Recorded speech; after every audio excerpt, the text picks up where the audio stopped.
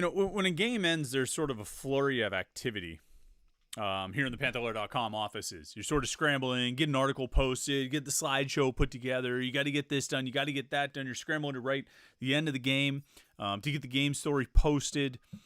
Certainly if it's a game that comes down to the very end, if it's a game that, is close and, lead changes late, I mean, you got to get those things into the game story. You want to write it, but you got to move quickly, especially if you're going to do a post-game show like this one. And so you're scrambling around and you're writing, and I was just typing very quickly, and I'm trying to get photos so we can have Miami photos, photos from this Miami game here during the live stream and get a photo online and everything like that. And, you're going through all this stuff. You're getting all this stuff done very quickly. And pretty much the moment you hit publish, and by you, I'm referring to myself here. I always thought it'd be funny to refer to myself in the second person. But, in this case, I'm rushing through to hit publish. And pretty much as soon as I hit the button publish, I'm quick over to the live stream machine to hit start stream to get going on the live post-game show here on youtube.com/Panther-Lair.com. And just as I'm about to hit the go live button, right? Just as I'm about to hit the go live button, it occurs to me, what do you think about this game?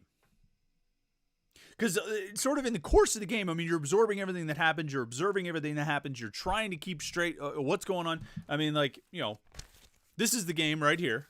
3 columns of notes, little jumbles, and when the score gets down, what the scoring margin is, and big plays and small plays, and what they did here or whatever. So this is the game. You're scrambling here to do all that. You're scrambling to write the game story. You're getting photos. You're trying to take care of this, take care of that.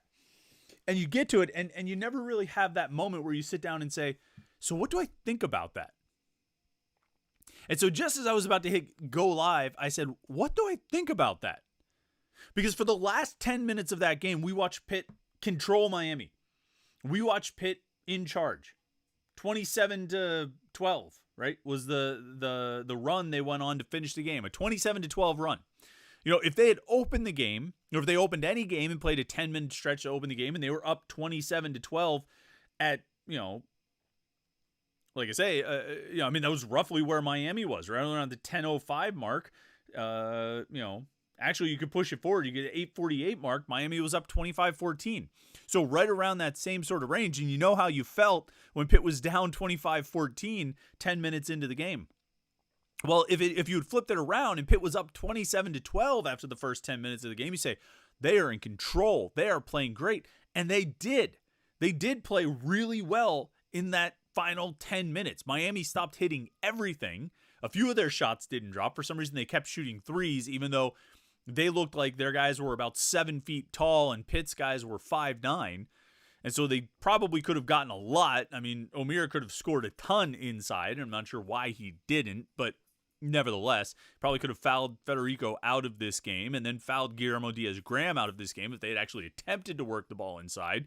But shout out to Miami for not doing that, which made this game stay close and competitive and interesting. And Miami started missing some shots, and Pitt started making some shots. They started attacking. They started driving. They started making a few threes from outside. Some of the shots that they hadn't been making basically for the first 30 minutes of this game, they finally started making. And in the final 10 minutes, they looked like a team that can compete with most other teams in the ACC on most nights, or in this case, most afternoons. And so you come straight out of that 10-minute stretch and you're saying to yourself, well, that was good. It failed on the final possession. We'll talk about the final possession. Jalen Lowe, I mean, I think clearly was fouled, but how the hell is that the play? How is that what you do coming out of a timeout? With 10 seconds left to go, you intentionally call the timeout at 10 seconds. You run the clock down to 10 seconds. You're playing for the last shot. You call a timeout to set up the last shot.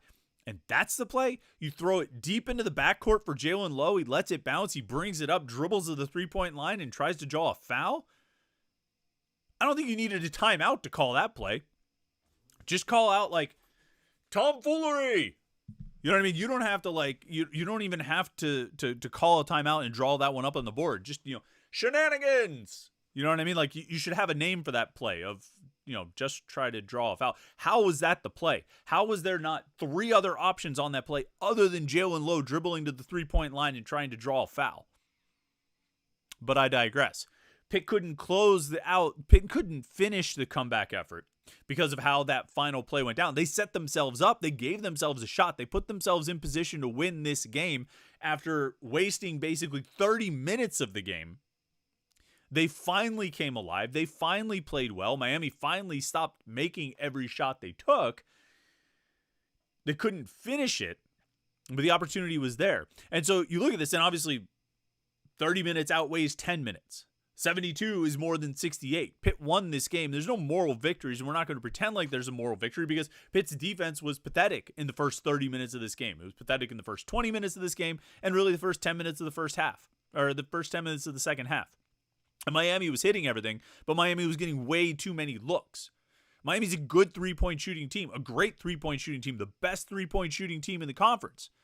And you give them the looks that you gave them, no wonder you're down. What were they down at half? 11 at half, which was actually less than when they were down 16 a little bit earlier than that. But you're giving them those looks. You're opening those opportunities. There was lazy defense throughout this game where if you play a little bit tougher, a little bit more energy on defense, a little bit more force, you drive a little bit more. This was not a team that had a huge size advantage on you, and there were some areas where you had the size advantage, and to not try to take advantage of that, it's curious to me. If Wooga Poplar is going to guard Blake Hinson should be aggressive in trying to drive on Wooga Poplar, trying to engage some contact, trying to initiate some contact without drawing a foul. But I digress. There's a lot of different angles to talk about with this game. Like, you can't put shine on it. They lost. They're 12-8 now. They're 3-6 in the ACC. They blew this game because of how they played in the first 30 minutes. They gave themselves a chance to win this game, but they weren't good enough to finish it out. Miami left the door open, but Pitt couldn't close. That's less about Pitt's finishing ability and more about what they did in the first 30 minutes. And let's not forget, much like the Syracuse game, let's not forget that Pitt went 9 of 16 from 3 in this game. So you lose a game by 4. And really, I mean, you set the final 2 free throws aside, 2 points basically. If you make a few of your free throws, 3 more of your free throws, right? So you go 12 of 16. Now, instead of it being 70-68 with 10 seconds to go, you're up 71-70 with 10 seconds to go, and you're putting the pressure on Miami to try to win this game. Miss free throws again. Poor rebounding in the first half, an inability to get many offensive rebounds, too many one-and-done possessions, too many missed shots, too many, just possessions where you didn't attempt to be aggressive, and then lazy defense in a lot of situations.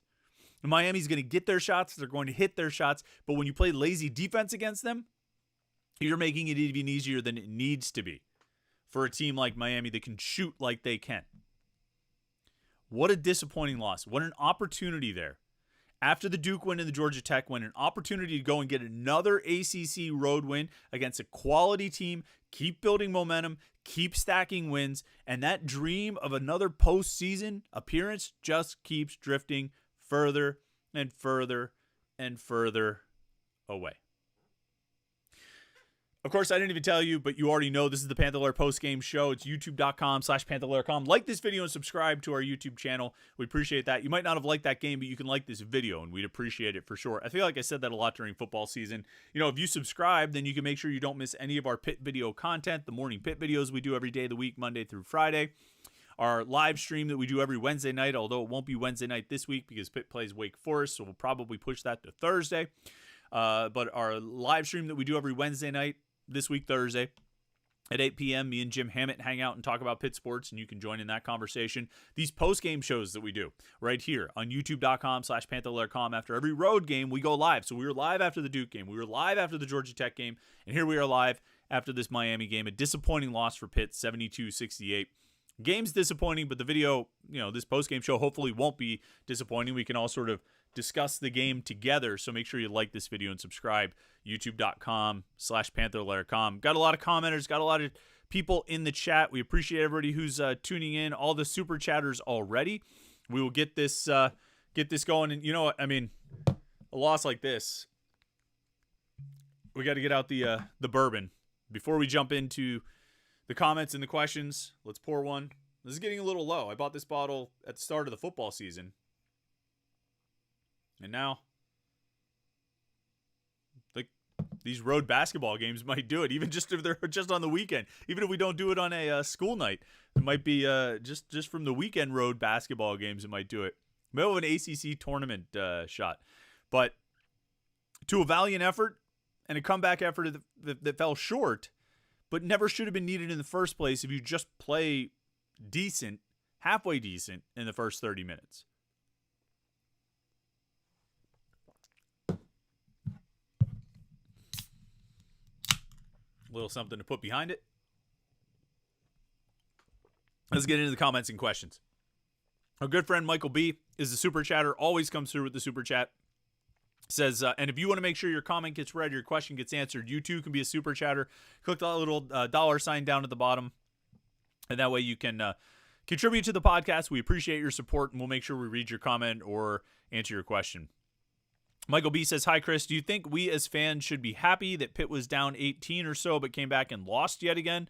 I'm sorry, I don't think they even make the NIT, let alone the big dance, and they're near the bottom of the league. All right, so this is going to be the eternal question of this game. This is what we're going to keep coming back to over and over with this game. This question of, effectively a moral victory question. Like, can you take at least a little solace in how they played over the final 10 minutes to outscore Miami 27-12, to how they, just how they finished this game and made it competitive when they were down 19. Setting aside the sort of, shout out to them for trying hard. They were down 19 with 10 minutes left to go in the game. It would be easy to give up at that point. It was one thing, they were down 6 at Georgia Tech with 12 minutes to play. It's one thing to be down 6 and say, okay, guys, we can come back. We make 2 threes, we're right back in this. We make a couple twos, we are right back in this. When you're down 19 with 10 minutes to go, it is real easy to check out. Really, I think probably a lot of you did, right? I almost did. I was talking about that mad scramble before the game where you're writing. It was looking a lot easier to write the game story for this one when it was, 60-41 with 10 minutes left to play in the game. So shout out to them for not giving up. Great job. You kept playing basketball. You didn't just sit down on the court. So, sure. Here's the thing. Like, if you're talking about, do you take any solace or consolation or any encouragement from the final 10 minutes, here's what I would say. Every game, particularly when you're playing a 30-game schedule, and even if you're playing a 12-game schedule of football, every game, part of it is, part of what you're watching for is the result of the day. Did they win that game or did they lose that game? You're watching that. That's the main attraction. But there's always an eye toward, what does today mean for tomorrow? What does this game mean for Wednesday's game? In football season, what does today's game mean for next week's game? How are they going to build on this? How are they going to improve their the errors or the shortcomings? How are they going to carry over some of the things they did well, to next week? So that if they lost, they can turn around and win. If they won, they can build on it and win another game. So like you come out of the Duke game where Blake Hinson hits 7 threes, you say, okay, going forward, the good thing from this game is that Blake Hinson seems to have his groove back, right? And of course, you get to Georgia Tech and he doesn't have his groove back. He only shoots 1 attempt in the second half and scored 9 points and whatever. But you say, okay, the guards are rolling. So what can you take out of this Georgia Tech game? Well, the guards are playing really well. Carrington and Lowe and Leggett. These are guys Pitt can rely on. They're going to carry them forward. So you get into today. And none of that is happening. Until about the 6-minute mark, Blake Hinson finally started coming alive, and he scored a lot after that and ended up playing pretty well. And I think was functioning well within the team, making shots that the team needed, but not trying to take all of the shots. And overall, just I think playing really well. For the final 26 minutes of this game, I think Blake Hinson played at a pretty high level, at least offensively. But I think if you want to look at this game and say, what can you take from this game? I think you saw some growth. I think you saw, I hate to say that a light switch flipped because I don't think it's ever as simple as that. I think that's oversimplifying the situation. I don't think that's giving credit to all the elements that are at play. But yeah, for the final 10 minutes, these guys played much better than they had in the first 30. And there should be something to build from there. And particularly when we're talking about Bub Carrington and Jalen Lowe, and I know we've touched on this topic a lot of times about building, about freshmen, about where freshmen are and their development and how they have to play. And you can look at this final 10 minutes, and yeah, Blake Hinson was a big part of that. But Jalen Lowe, after Pitt goes down 19, right? Blake Hinson gets the putback to cut it to 17. Jalen Lowe gets a drive and gets a goaltending. Jalen Lowe drives again. Ishmael Leggett hits the 3. Federico's at the free throw line, but then Lowe converts both ends of a 1-and-1. Bub Carrington gets a jump shot, makes a big jump shot to cut the lead to 9. Jalen Lowe hits a 3 to cut it to 6. Lowe hits both ends of a 1-and-1 again, and then Lowe hits a 3 with 45 seconds left to go. So you're seeing those freshman contributions, and I think Bub Carrington, even though he had only had one basket in that stretch, I thought he played well in there as also. And so I think what you saw is those freshmen who played really well in the Georgia Tech game.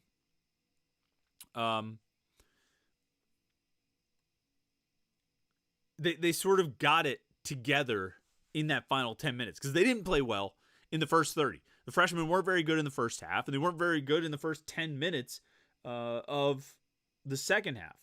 But they got it together in those final 7. So if you're looking for any kind of encouragement, I think it would, or final 10, excuse me. So if you're looking for any kind of encouragement, I think it would be that you got a good level of play with, Jalen Lowe largely leading the charge, and, along with Blake Hinson and Ishmael Leggett and Bub Carrington leading the charge to get back in this game, to cut a 19-point lead all the way down to 2 before ultimately losing by 4.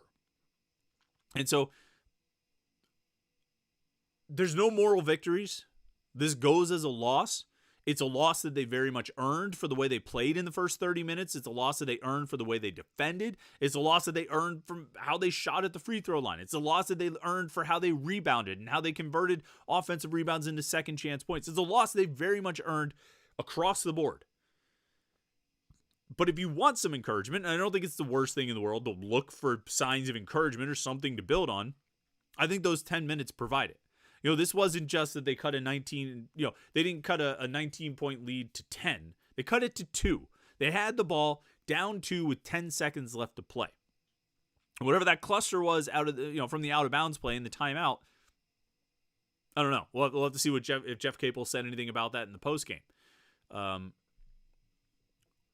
But it was a valiant effort, again, driven, I think, with some big contributions from those freshmen, which is the biggest thing you want.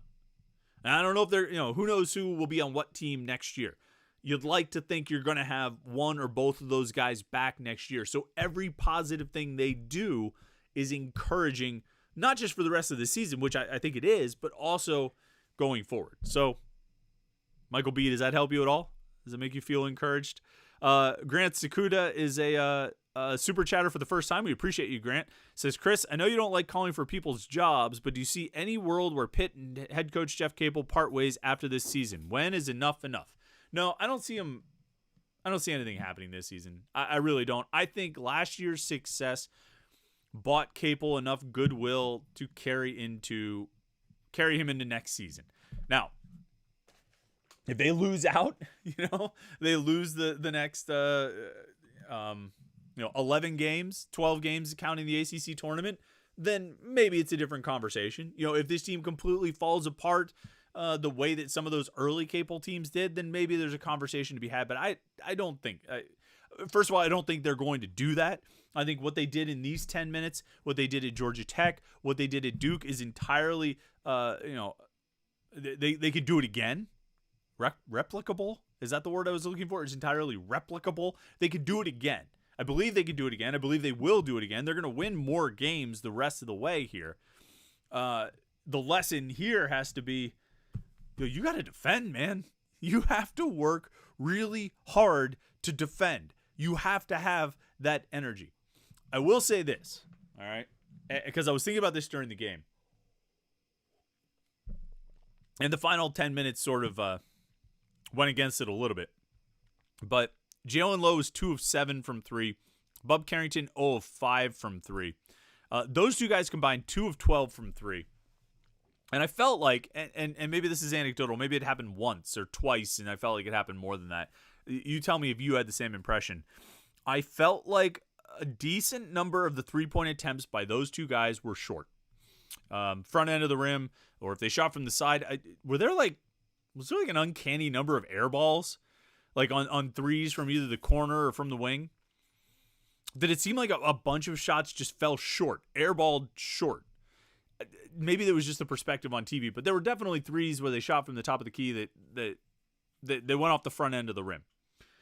And I do start to wonder a little bit. We talked about the minutes those guys played. Lowe and Carrington played all 20 minutes in the second half at Georgia Tech. Tonight, Carrington played 35. Lowe played 35. Let me see. Carrington played 18 in the first half. Lowe played 17 in the second half, or in the first half. And then it flipped. Carrington played 17 in the second half. Lowe played 18. These are major minutes for these guys. I wonder if their legs are starting to get a little dead. And I don't know. And maybe if I ask those guys, they'd be like, shut up, you're an idiot. That's not the case at all. But they left a lot of shots short. It seemed like a number of shots, particularly threes, from Lowe and Carrington went off the front end of the rim or were, just short of the rim. And so maybe that's something to keep an eye on too. And then we talk about defense, and defense being energy. Energy is probably, in addition to communication, one of the most important elements when it comes to defense. But if these guys are getting run down, you start to run out of energy, your defense starts to lag. I don't know. These are things to watch as we move forward. Let's see. A lot of comments and questions in here. Listen, if you want to make sure we read your comment or your question, be a super chatter and give us, and include your comment with your super chat. Lad Scrimpton says, I'm not into consolation prizes or feel-good losses. They looked helpless for 3/4 of the game. It's not just the wins and losses. It's how they look when they lose. So I guess I would take that to mean if they had won this game, you would dismiss it. If it's not just about the wins and losses, it's how they look when they win or they lose. Because they still would have had that same lousy first 30 minutes in this game. They still would have had the poor defense, still would have had the missing open shots and all the things, and the free throw shooting, all the things that plagued them in the first 30 minutes. So if somehow they had gotten a real play or a better play off on that inbounds pass, made a three and won the game 71-70, I presume you would suggest that they that it wasn't a good win. I think it's a loss, right? It's a loss. It drops them in the loss column. It hurts their postseason chances. The final 10 minutes was encouraging for the remainder of the season, but that right there is a heavy phrase, remainder of the season, when we're talking about 11 games. There's not a lot of the remainder of the season left. And every game like this, every opportunity you have to win a game, every opportunity that gets away puts greater and greater pressure on the next opportunity. This game was a missed opportunity of the highest magnitude. Well, no, the highest magnitude was failing to take advantage of North Carolina's slow start in that game at the Peterson Event Center. That was the missed opportunity of the highest magnitude. This was a great magnitude missed opportunity, made even more so by the fact that they blew the Syracuse games. Maybe even more so by the fact that they blew the Missouri game. You should have won those games. And if you win those games, then this one becomes, darn it, they were close. They almost pulled it off. That would have been a great win. They almost pulled it off. But instead, because you've wasted these other opportunities, now this wasted opportunity stings even more. Right now they're 12-8. They could be 14-6. If they win 2 out of 3 of those Syracuse and Missouri games. Those 3 games, again, the 2 against Syracuse and the 1 against Missouri. If they win 2 out of those 3, they're 14-6 instead of 12-8. And that's much better, right? So it's one of those things where every time you waste an opportunity, you're creating more pressure on the next opportunity. So when they play Wake Forest on Wednesday night at home, they've got to win that game. But when they played Syracuse last time at home, they needed to win that game, and they failed to do so. Scott Eisenberg says, rough loss, but great fight to get back in it. Shame it had to end on a blown call by the refs. So, yeah, I mean, it definitely looked like Jalen Lowe got fouled. It definitely looked like he should have gone to the free throw line. They probably would have reviewed it for 7 minutes to figure out if he was shooting a 3 or shooting a 2, if he stepped inside the line or whatever it was. It definitely should have happened. I'm far less interested in the discussion of whether or not it was a foul than I'm interested in the discussion of what were they even trying to do there? What was the goal? I mean, I know what Lowe's goal was when he jumped and tried to draw contact. I know what his goal was there. But before the ball was inbounded, those 5 guys on the court and the coaches on the sideline, what did they think was going to happen? Was that really what they drew up to win a game? 10 seconds left to play on the road in a 2-point game? That's what you come up with? I mean, Ishmael Leggett, I think, is still their best free throw shooter, isn't he? If that's the play, you might as well get the ball to Leggett and let him try to draw the contact. And he was 3 of 6 from 3, so actually should have gotten the ball to Leggett. Just let him have the ball and shoot the 3. I think they had to run a play to get a quick 3, so they had an opportunity for an offensive rebound and a putback to tie the game. A quick 3 to win. Offensive rebound, put back to tie. They had 10 seconds. They had time to do it. But they didn't do that at all. Now, Steven Gertz is our guy. He's our basketball analyst. He's going to break down the film. Jeff Capel might have even explained this in the postgame. We'll see what we can find out there. But Steven Gertz will break down the film and tell us what happened on that play and maybe what it looked like, what was supposed to happen. At some point, let's assume for a second the play wasn't Jalen goes and tries to draw a foul. Let's assume that wasn't the play. So at some point, when Jalen Lowe caught the ball in the backcourt and started dribbling up across the half-court line, Miami did something to prevent Pitt from doing what it wanted to do, right? I mean, I think we would have to assume that Jalen Lowe dribbling to the three-point line and jumping into contact was an emergency, last-ditch effort. I'm curious what smarter basketball people among us would say was actually the plan there and what they were actually intending to do, because that wasn't it. But it should have been a foul. Yeah, they should have called it. Shouldn't have run that, whatever it was in the first place. Lad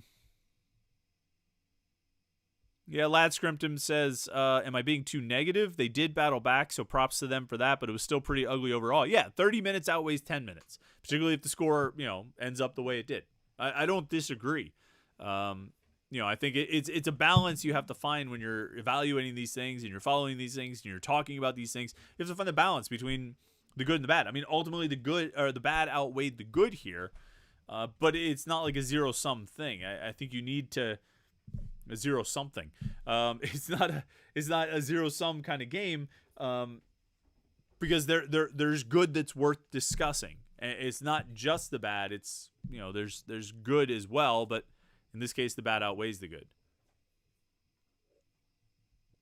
Wolf HD says, unfortunately, the only thing that matters is the outcome at the moment.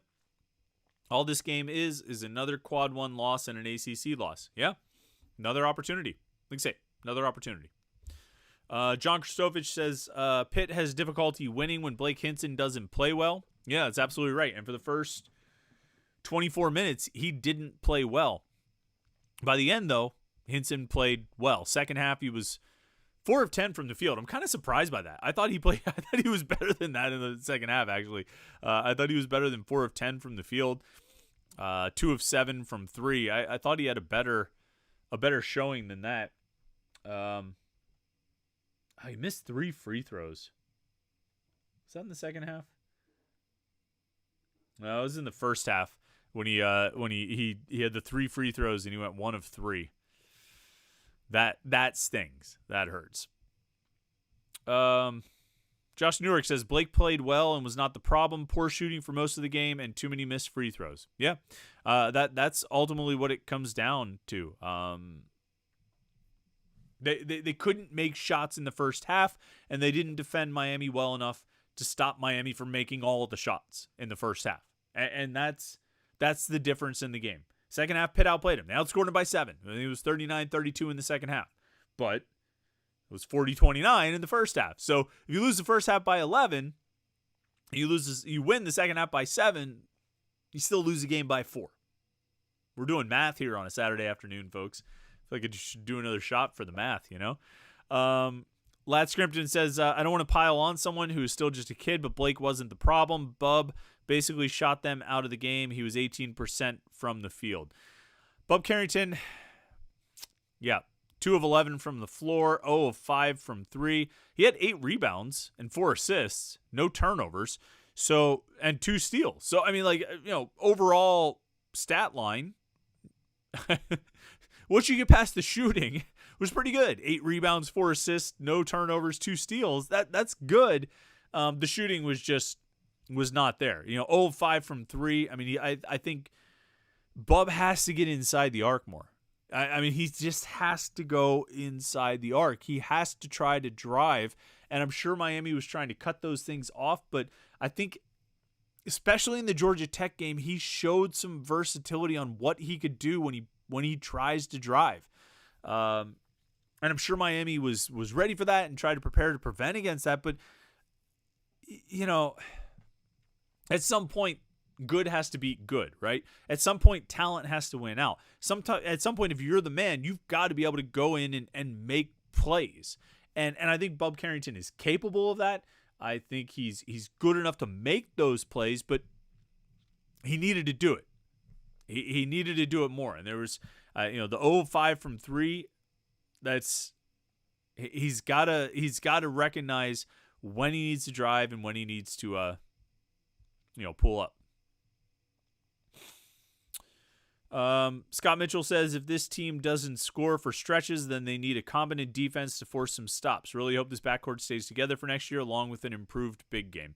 I don't know how. I mean, like, I guess Papa Conti could improve the post game, the interior game, with the big men. Otherwise, I don't know how much the bigs are going to get better.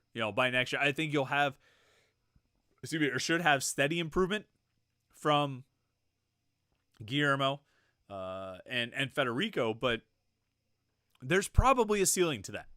There's and by that I mean I think there's probably a ceiling to how much they can develop as legitimate interior offensive threats. Guillermo's going to make threes from outside. Fetty's going to defend most of the time pretty well. And I shouldn't say it like that, right? Guillermo is going to make threes from outside a lot of the time. Fetty is going to defend pretty well inside most of the time. That's, their ceiling lies somewhere in there for those guys. I don't know if they're going to become something more than just a better version of what they are right now, which, is what you would like. But I think we kind of know sort of the limits of their skill set as far as what kinds of skills they can add. I do think there continues to be an issue with this team where when they're not making shots, their defense suffers. I think it's a lot easier to have energy on defense when you are making baskets. And that's at every level of basketball, down to the 4th graders I coached last night. I mean, like, yeah, they were making shots. So guess who was excited to get back on defense and play real tough on defense? I mean, like, I think it's every level of basketball. When you're making your shots, it's fun to get back on defense and play real hard and try and get the ball back and go down and make another shot. But when you have your 4th trip in a row, your 5th trip in a row, your 6th trip in a row, and it's resulting in turnovers and missed shots and no offensive rebounds and all these one and done possessions, it gets it's a little bit lazier of a run back to to get back into the backcourt and start, or up into the front court and start again. And I understand that. I think it's based, it's human nature to do that, but this team certainly falls into it. And they have to, I don't think Jamie Dixon's teams fell into it because they were always excited to play defense. But this team, when the offense isn't clicking, they do. They start lagging on defense. And I think there was some of that tonight or this afternoon, and that's a problem against a team like Miami who can shoot as well as they can. Because if you start lagging on defense against Omir, against Wooga Poplar, against Nigel Pack, against number 7 George, if you lag on defense against those guys, they will kill you. Absolutely drain shots, which is what they did tonight. I'm going to bring up their box score just for a second real quick. Poplar was 7 of 13 from the field, 3 of 6 from 3. That George kid was 3 of 7 from 3. Omir made 8 of 13 from the field, 2 of 3 from 3. He had a double-double with 18 points and 10 rebounds. Nigel Pack scored 17 points. He was 7 of 19 from the floor. He was 2 of 9 from 3, actually, and he missed a couple. He missed the big three late in the game. Actually, he missed a couple. So 3:16 mark, Bub Carrington made a jump shot that cut it to 9. And at the other end, Nigel Pack missed a long three-pointer. Come back the other way, and Jalen Lowe made a 3. Then later, it's an 8-point game. Ishmael Leggett makes 3, and Pack misses another 3. You get back down at the other end, and Lowe converts both ends of a 1-and-1, and now it's a 3-point game. So Nigel Pack twice missed three-pointers in the final 3.5 minutes that kept Pitt in the game and gave Pitt opportunities to close the score. One time get it down to 6, another time get it down to 3. But those guys are really good. They're really good shooters, and you can't get lazy on defense against them, because if you do, they're going to make you pay, and I think they made Pitt pay today. A super chatter here. John Marzullo says, would have to think a portal big guy is a priority for next year. So I mean, it would be great if you could go get a viable, experienced portal center. But here's the problem you're going to run into. And it's similar to the problem they ran into with getting a portal guard this offseason. You're going to go to the portal. You're going to be looking for a center. If you bring everybody back from this year, that guy in the portal is going to say, all right, coach, I like you. You're a nice guy. Pittsburgh seems like a great city. You got a great arena. You guys play in the ACC. Like a lot of this stuff. But answer me this, coach. You got Federico coming back, who started most of your games. You got Guillermo Diaz-Graham coming back, who started the rest of your games. And you got Papa Conte coming back, who was a 4-star guy. That's 3 centers, coach. And you want me to join that group. Where are my minutes coming from? Are you benching the 2 guys who started games for you last year and the 4-star guy who got hurt last year and now is available? Are you benching all 3 of them to put me in and play 28 minutes, 30 minutes a game? And that was the problem they ran into with the guards. They tried to get portal guards. They tried to get a couple guards out of the portal. They obviously got Ishmael Leggett. They tried to get another guy, a point guard. They tried to get point guards out of the transfer portal this offseason. But the problem was the portal, those guys that they talked to looked at the roster and said, well, coach, you're bringing in these 2 freshmen. They're obviously coming into play. And you got Dior Johnson. And everybody knows him. He's a legend. Everybody knows about him. Where am I going to fit in here? And so it was hard to get that lead guard out of the transfer portal. It was a real challenge. And I think they would run into that unless Federico and Guillermo Diaz-Graham go into the transfer portal this offseason. I think it's going to be really hard to get a good center out of the portal, because they're going to look at the situation and just be like, where do I play? How do I fit in? Where am I getting minutes? I'm not transferring to be the 3rd center, or the 4th center, or even a backup. I'm transferring to start. And I don't want you to promise anything. Everybody's got to earn it. But I'm looking at your roster, coach, and you don't have a shortage of centers. So how am I going to play? And I think that'll be a challenge.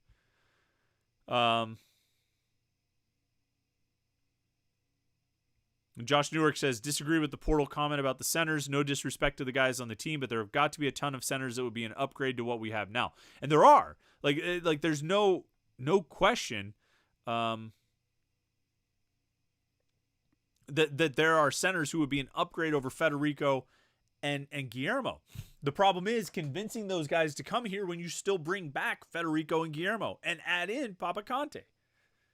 That's gonna be a tough sell. I'm sure there are better options. I know there are better options out there, but it's going to be hard to bring those guys in. All right. Let's see here. A lot of comments, a lot of questions. I was only going to go till about 5:15 or so, but we'll see. We'll see what we got. Oh man, Josh Newark says we need a better bourbon. This bourbon's good, man. This is David E. Pennsylvania Straight Bourbon Whiskey. Wait, where's... Hidden Still Spirits. Where are they from? Hershey. It's good. It's good bourbon. I recommend it. I don't think I'll buy another bottle of it because I could buy like 1 or 2 bottles a year. So I'm gonna space it out. You know what I mean? And try something different. But I like it. I've enjoyed it. Homer Simpson says common sense would be give it to Blake at the end of the game and get out of the way. So that was my first thought. Like, on the inbounds, you got to find Blake Hinson. You know what I mean? You got to find a play. You got to run a play to get Blake Hinson an open look. And I would take that. I would take that 10 times out of 10. And like the definition of what an open look is, it's pretty wide. It's a pretty wide definition of what is an open look for Blake Hinson. We know that, and we've seen him. We've seen him shoot from the logo multiple times today. He had his foot on the logo when he shot. And I think he made at least one, if not 2. Oh, one of them, I thought he missed. Yeah, with 6 minutes to go, Hinson missed one from the logo. That was a bad. Yeah, because Ishmael Leggett got a steal, and Hinson shot from the logo. Pitt was down 9 at that point. It was 62-51. No, they were down 11. It was 6 minutes to go in the game. Ishmael Leggett got a steal, and Blake Hinson attempted a shot from the logo and missed. It was not a good shot. And then actually like about a minute later, Bub Carrington missed a pretty bad decision on a fadeaway jumper. But I digress. In that situation, 10 seconds left, sidelines out of bounds play, I'm trying to get the ball to Blake Hinson. And if I can't get it to Hinson, I'm trying to get it to Ishmael Leggett. And have Leggett go to the hoop. Shoot. Any of those guys. It's either Hinson shooting a 3, or it's Leggett or Lowe, or even Carrington driving to the hoop. That's what I want. And I mean, like, maybe if you can get an open look for Leggett or Lowe to shoot from outside, I'll take those attempts. And like I say, try and get that offensive rebound for a putback to tie the game. But whatever they did at the end of the game, that's not what I would have done. And not just because it didn't work. Even if it worked, even if Jalen Lowe if the whistle blew and they called a foul and Jalen Lowe drained all 3 3-pointers and Pitt won 71-70, there would still be a point on this postgame show where we'd be sitting here and I'd be like, what were they trying to do? What was the idea there? Because I really don't understand what the plan was or what they were attempting. Again, we need Steven Gertz to clear this all up. Steve will be on the job.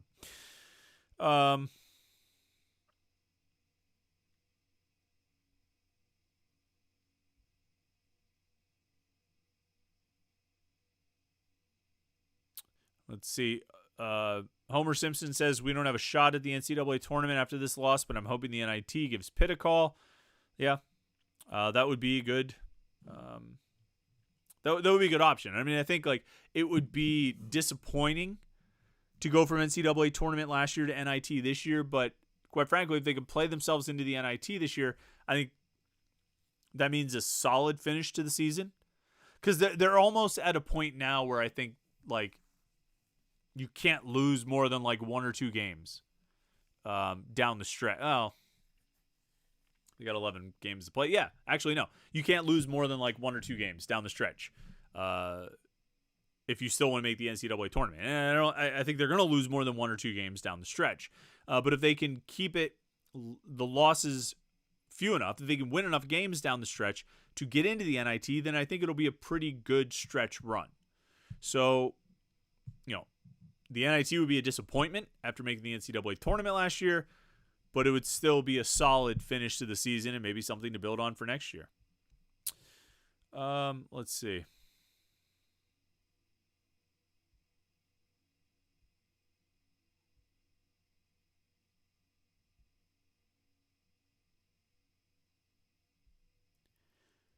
Scrolling through here.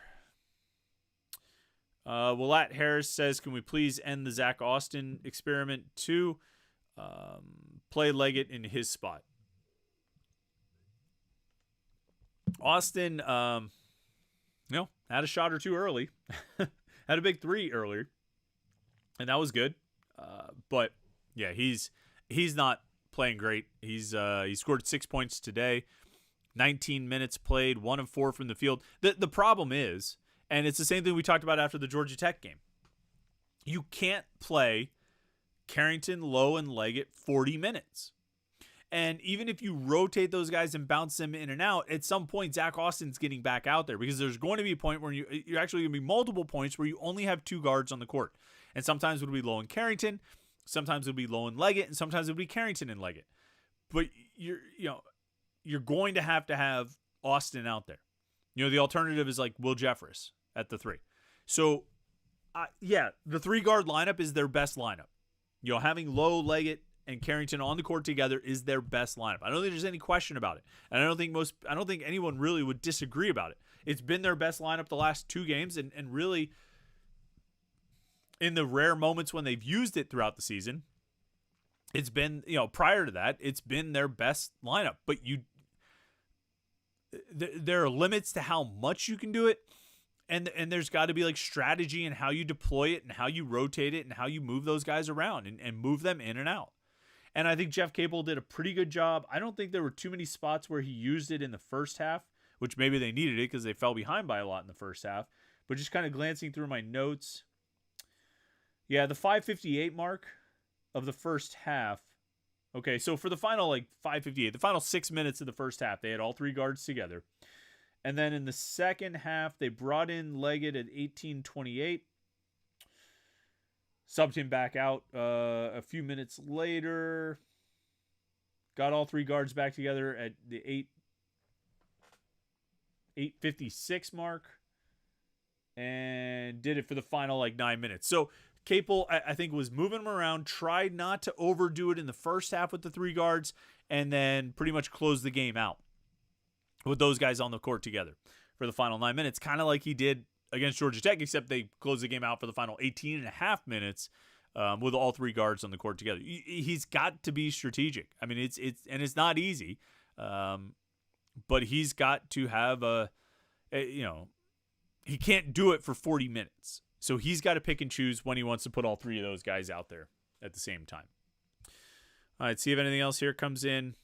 There's super chatters or anybody else trying to let's see.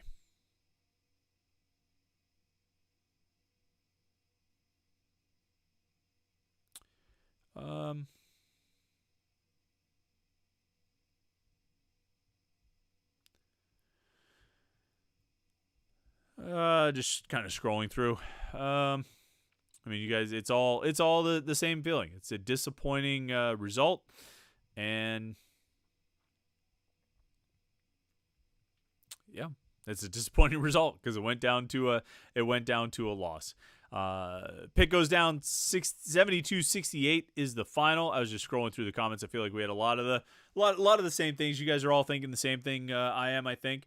Disappointing for Pitt to fall to 12-8 overall, 3-6 in the ACC. They get Wake Forest on Wednesday night. Another winnable game. Just like the 2 Syracuse games, just like the Georgia Tech game, just like the Miami game. They won the Georgia Tech game. Not so much on the other 3. But this is where they're at.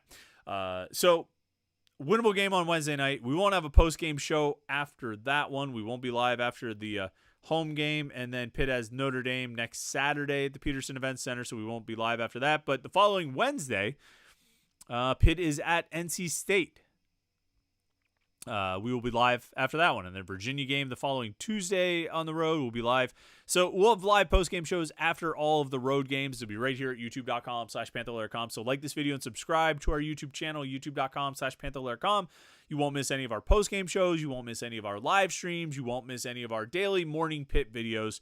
It's all right here at youtube.com/Panther-Lair.com. And of course, check out the website, Panther-Lair.com, Pittsburgh.rivals.com. Like I say, we'll have lots of coverage from this game and lots of Pitt football, basketball, and recruiting coverage as well, in addition to the message boards where you can hang out with other Pitt fans. All day, every day, Pitt fans are talking about Pitt sports, and they are definitely talking right now on Panther-Lair.com, Pittsburgh.rivals.com. Thanks so much for tuning in today to the post-game show. I appreciate it. Appreciate everybody who jumped into the chat and the super chatters, all you guys.